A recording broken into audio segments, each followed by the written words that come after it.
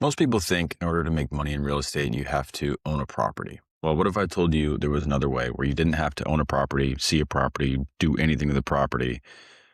You become the bank. It's actually called private money lending. And people do this to make thousands of dollars with money they just have sitting in their bank account. By the end of this video, I'm going to show you exactly how it works, what are the risks involved, and how you can do it too.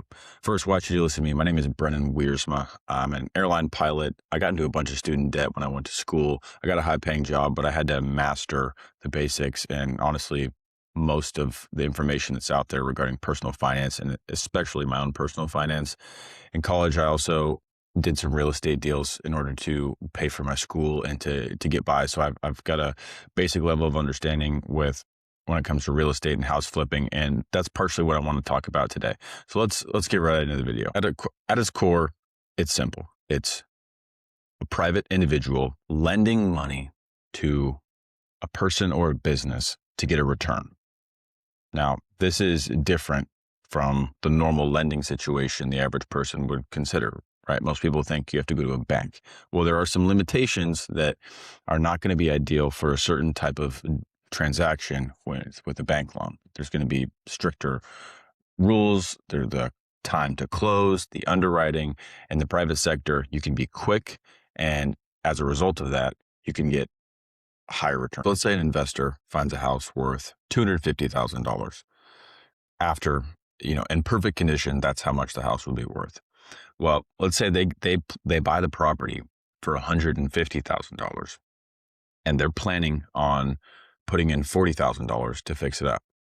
Well, that investor might be having multiple properties that they're planning on doing this sort of a transaction to, and they might be limited by just using their own capital, especially a bank, because a bank is going to look at that and see, okay, well, you say it's worth this much after it's all fixed up. It needs this much work.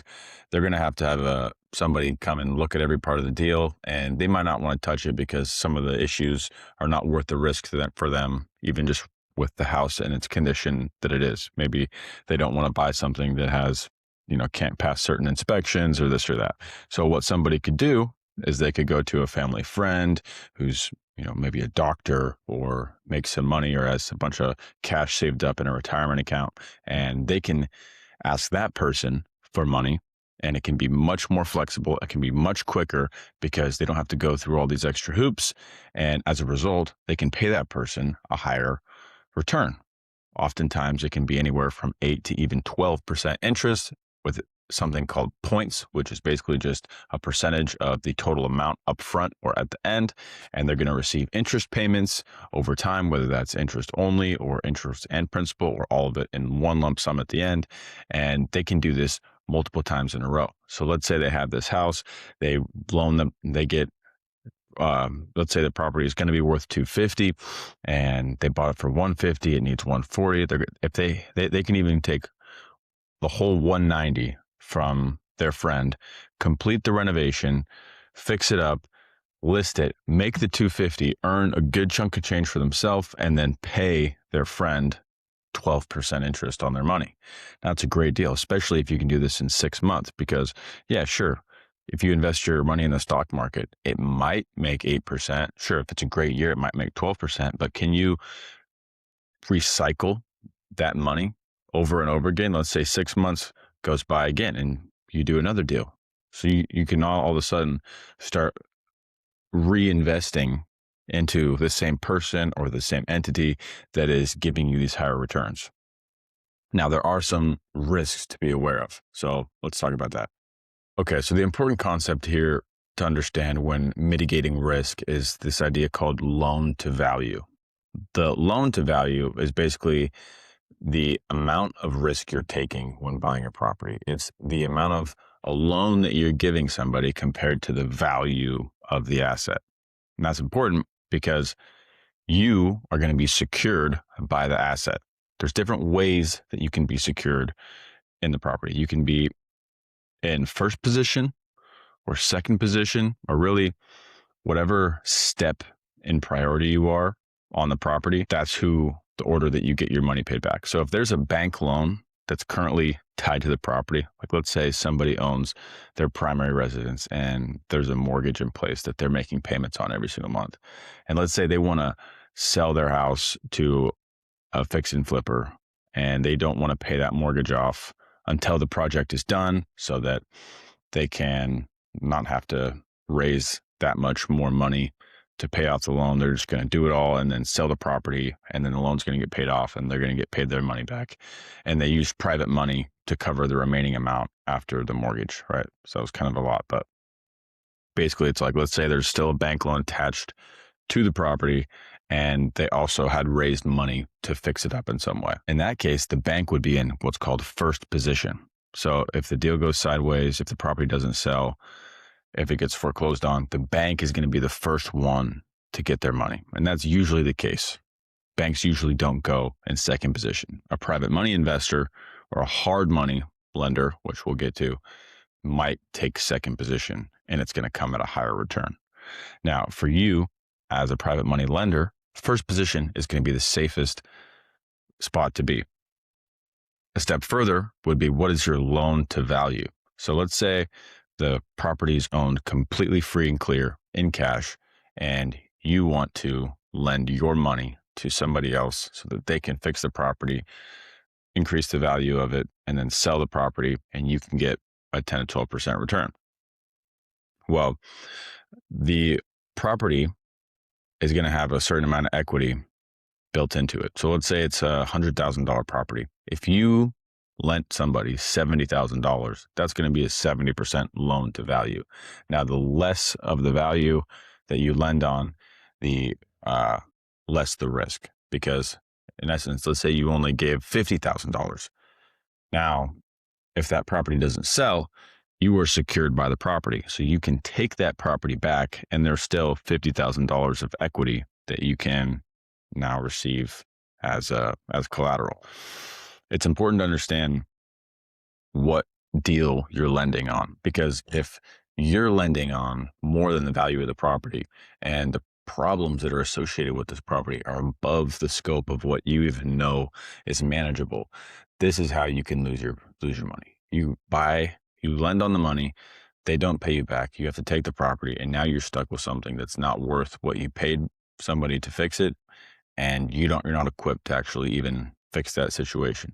So you are secured by the property. So you are going to get what's yours, but depending on who you're working with and who you're giving your money to, you may not be able to get that money back quickly, and you may not be able to execute on finishing that project or whatever it was based on how much you loaned. An experienced lender would look at a few things. If it's a single family property, something critical to understand is what's called after repair value. This is the final value that the market would be willing to pay for a property once you've done everything that could be done to it. Basically, compare that asset to the most beautiful one that is currently being sold, or the one that you're going to fix it up comparatively to.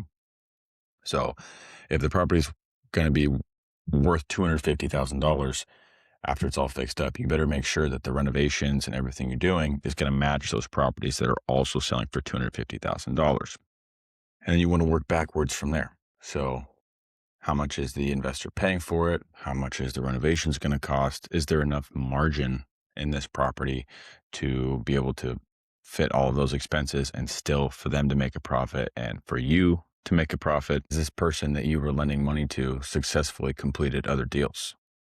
Right? What is their exit strategy? If this property doesn't work as a fix and flip, can you still rent this property out? Would there still be another way for you to make money, or is it completely unlivable? All of these things play into the amount of risk that you're taking on when you're giving somebody money to lend on a property.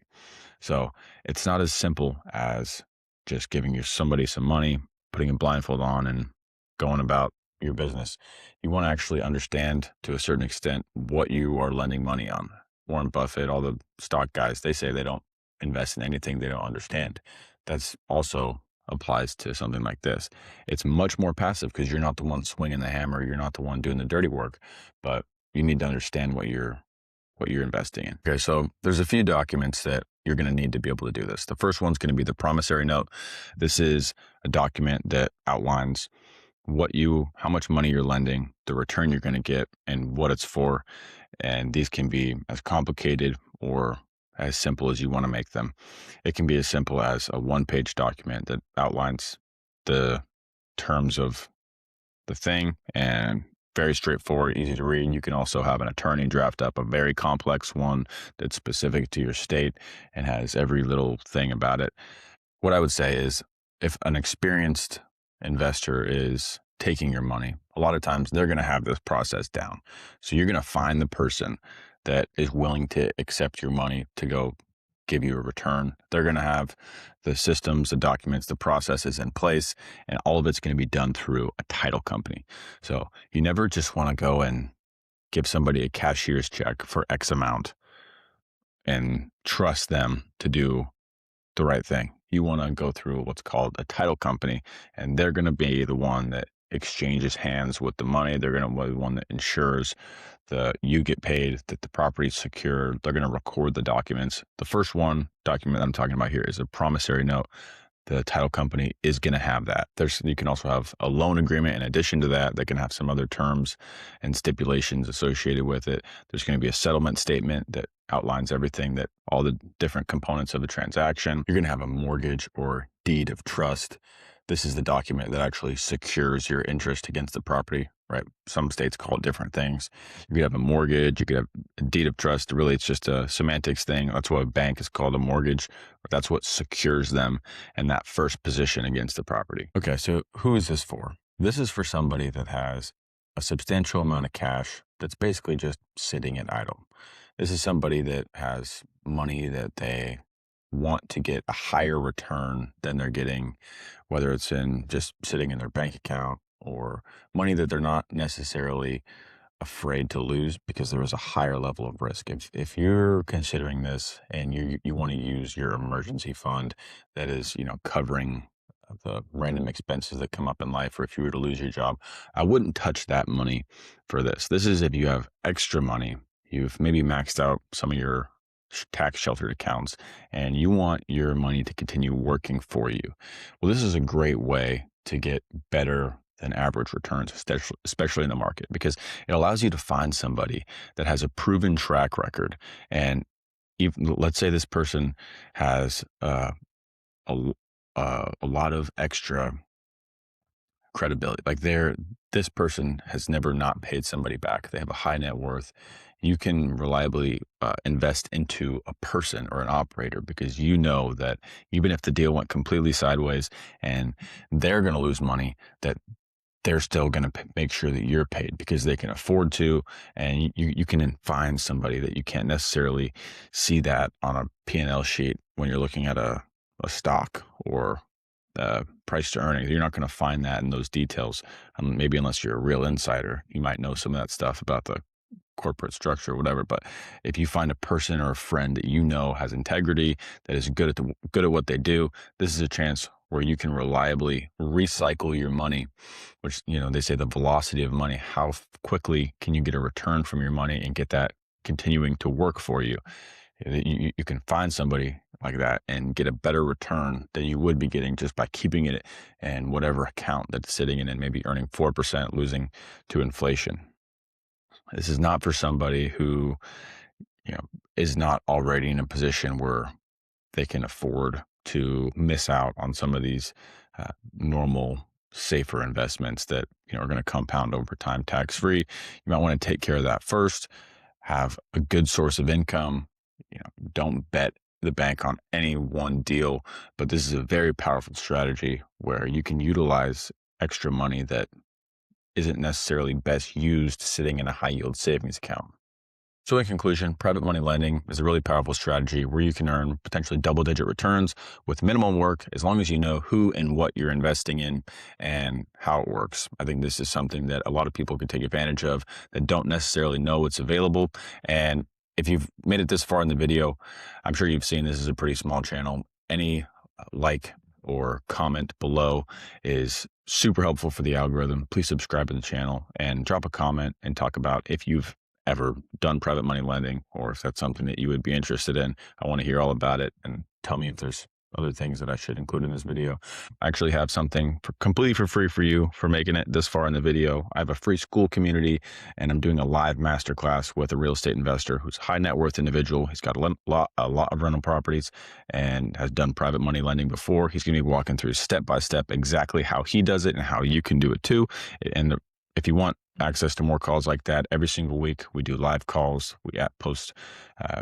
We post finance tips, and I'll even do a free strategy call where I break down your specific situation. We talk about what you should do from where you're at, whether that's paying down credit cards or investing or saving for your kids' retirement. I have a pretty robust understanding of a lot of that stuff just from my own personal experience. I'm willing to share that with you for free. So please sign up for that, and I'd love to see you inside.